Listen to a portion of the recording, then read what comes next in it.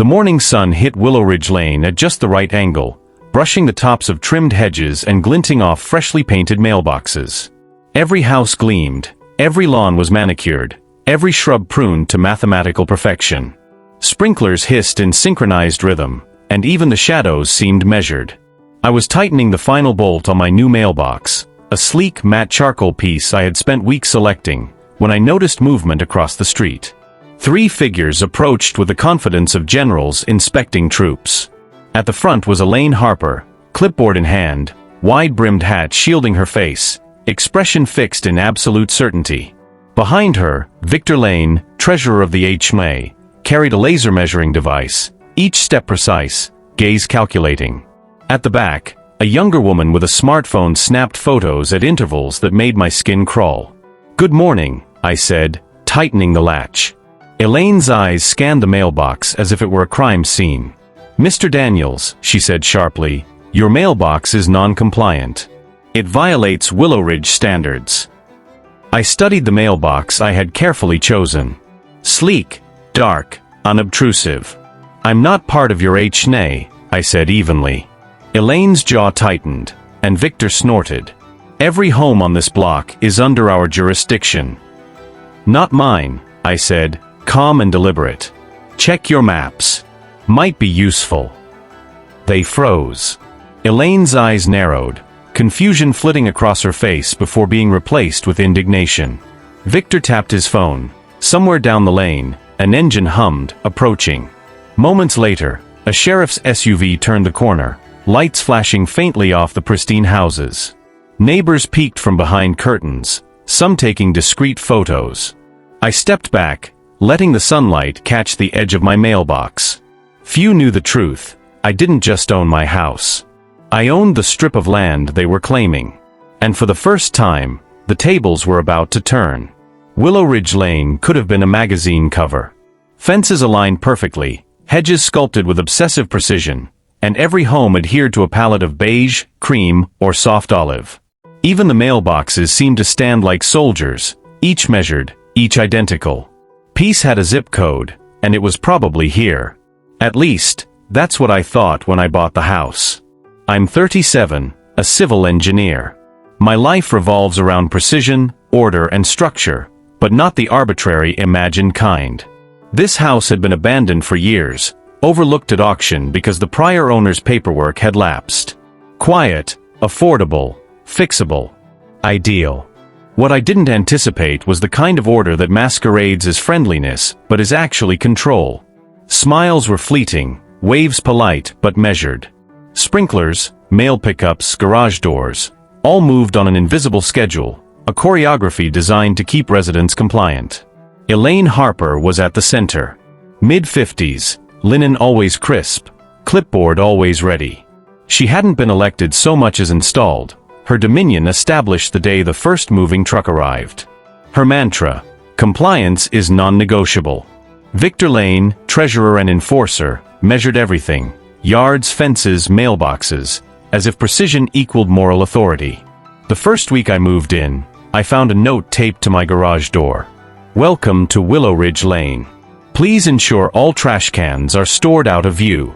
2 days later. Front porch lighting exceeds community standards. Adjust immediately. I hadn't even unpacked my tools, yet someone had already declared me a problem. At first, it didn't bother me. Cities teach you resilience. Bureaucracy teaches patience. And habit teaches engineers to always document, to always check every detail.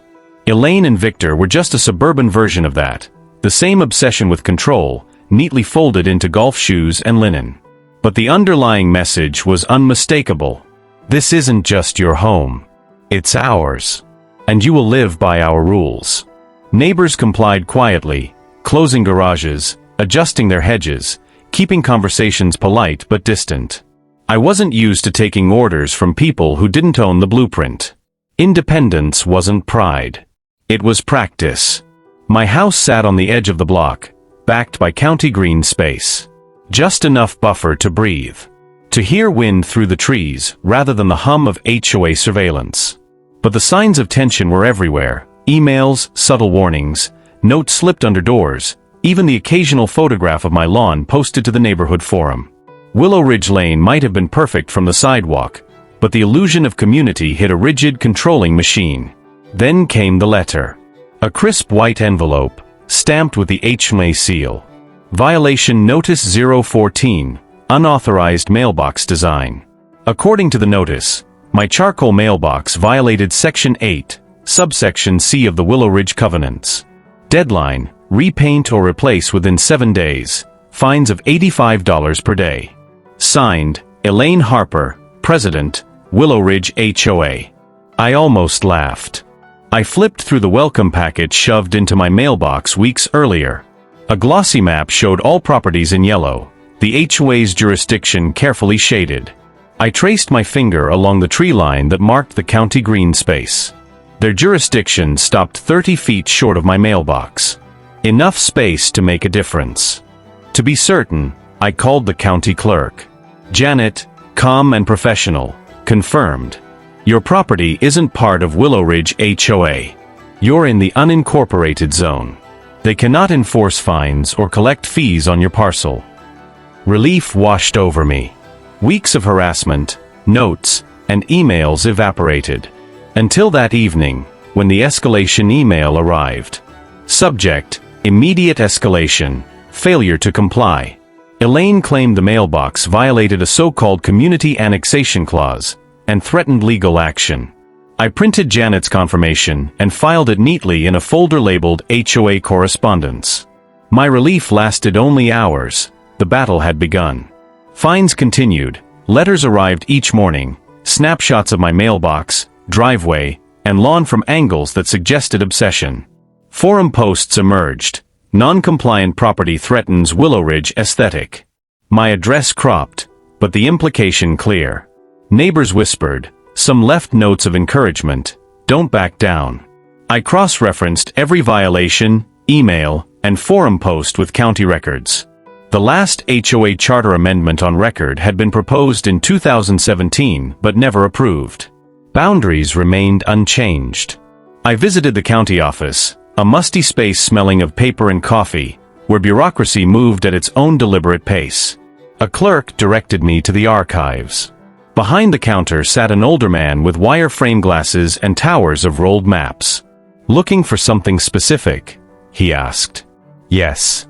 Confirmation that Willow Ridge HOA never officially expanded boundaries beyond 2010. He scrolled, typed, frowned. Nothing. Their boundaries remain as per the 2010 filing. He printed a certified map. My lot, clearly outside the HOA boundary. Faint lines crisscrossed my property, water, fiber, and drainage easements, some running beneath HOA-owned lawns. Legally, this gave me leverage, enough that any attempt to upgrade or maintain their infrastructure would require my consent. Back home, I spread the documents across the dining table: letters, emails, forum screenshots, maps, certified records. Proof. Everything they claimed was rooted in imagination or outdated documents. I didn't just have the law on my side, I had patience, precision, and leverage. The following Saturday, the HOA announced a mandatory compliance hearing. Chairs lined the cul-de-sac, Elaine at a podium with a squeaky microphone, Victor arranging evidence on a folding table. The sheriff leaned against his SUV, observing. I crossed the street, folder in hand. Elaine began. Mr. Daniels, this hearing addresses your refusal to comply with Willow Ridge Lane community standards. Refusal. I said evenly. I never agreed to comply. My property is outside your jurisdiction. Gasps spread. Elaine's lips parted. Let the record show the homeowner is uncooperative. She read a list of violations: unauthorized mailbox, improper landscaping, obstruction of visual continuity. I asked, quietly, under which recorded covenant are you enforcing these rules? Murmurs ran through the crowd. A few neighbors leaned forward. All of them, she stammered. Incorrect, I said. Every HOA must operate under recorded covenants. Your last approved filing? 2010. No annexations. Number 2017 amendments. Your authority stops 30 feet before my mailbox. Victor fidgeted. The sheriff's hand rested on his belt, neutral, but attentive. This is rebellion. Elaine snapped. Rebellion. I smiled faintly. I'm just asking you to follow your own paperwork. Neighbors whispered. A few nodded. Even Victor seemed disoriented. Elaine slammed her binder shut. Repaint or face legal consequences, she said. I glanced at the sheriff. Actually, officer, maybe you can clarify. He approached, examined the certified maps, emails, and letters. Silence. Then, ma'am, he's correct. This property isn't under HOA jurisdiction. You cannot enforce rules here. The crowd stirred. Elaine's composure shattered. Victor slumped. The illusion of control crumbled. This hearing is over, she muttered, backing away. I returned to my lawn, mailbox gleaming in the sun. Weeks passed. Minor retaliations occurred, forum posts, vague notes, occasional photographs. None of it mattered. Law and documentation protected me. By the following summer, the HOA maintained its strict appearance, but one house stood apart, mine at the edge of the block, mailbox unapologetically dark gray, quietly asserting independence. Neighbors whispered, subtly supportive, watching a precedent unfold. I didn't seek revenge. I repaired, maintained, improved. Each act of independence was a quiet statement. Control without legality is fragile. Authority without foundation is temporary. Willow Ridge Lane appeared perfect. But now, perfection had limits. And I was the line they could not cross. The war wasn't noisy. It didn't require confrontation beyond facts and patience. It was resolved in documents, records, and quiet persistence. I had won. Not by anger, not by threat, but by knowing the line, standing firm, and letting the truth do the work. And as evening fell, the street hummed with routine. Sprinklers rotated, hedges glistened, white picket fences aligned. Yet, among the flawless order, one house stood differently, confident, law-abiding, independent. Mine. I sipped my coffee by the window, mailbox in view, and smiled. Perfection could be forced. Compliance could be demanded. But freedom required awareness, evidence, and the courage to stand your ground. And in that quiet realization, Willow Ridge Lane, perfect, obedient, and structured, had met its match.